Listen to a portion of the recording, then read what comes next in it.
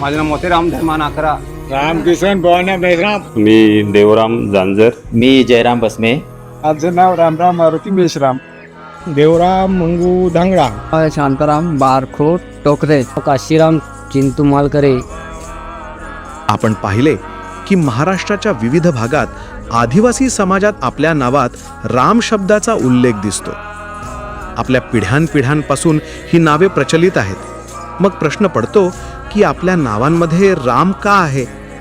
त्यासाठी आपल्याला आदिवासी परंपरांमध्ये, लोककथांमध्ये आणि इतिहासात श्रीरामांचा आदिवासी समाजासोबत संबंध पाहावा लागेल.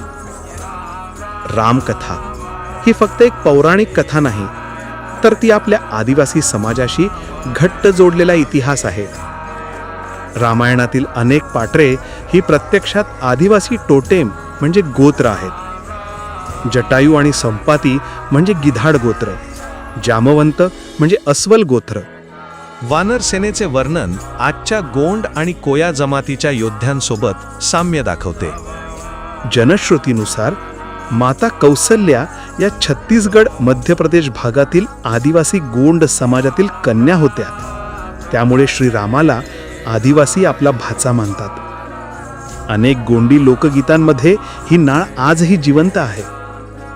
माता शबरीचा प्रसंग असो व सुग्रीवाची किष्किंधा नगरी, हे सर्व संदर्भ थेट आदिवासी परंपरेशी जोडलेले आहेत.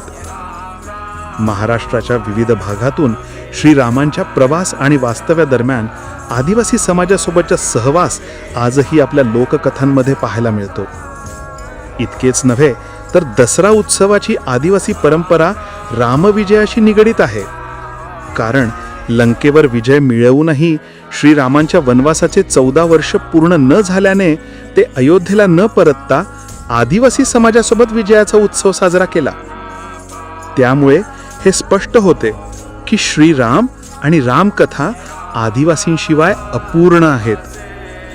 श्रीरामांना फक्त देव म्हणून नव्हे, तर आपल्या समाजाचा एक भाग, एक सहोदर मानण्याची भावना आजही आदिवासी लोककथांमध्ये जपली जाते.